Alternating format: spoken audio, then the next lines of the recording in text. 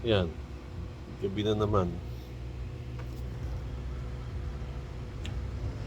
Lubog ng araw. Naghihintay pa rin. Andun sila sa taas.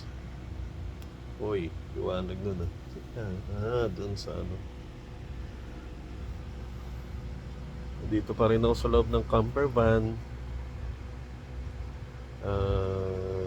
Naghihintay sa kanila. Wala pa ako napapasyalan. So, tingnan nyo yung labas. Yun to.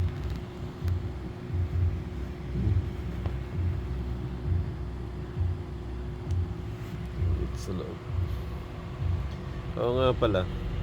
Gumawa ako ng camper van tour. Tour ko kayo dito. Galing ah. Medyo nakailaw yung ano. Ilaw sa kisame.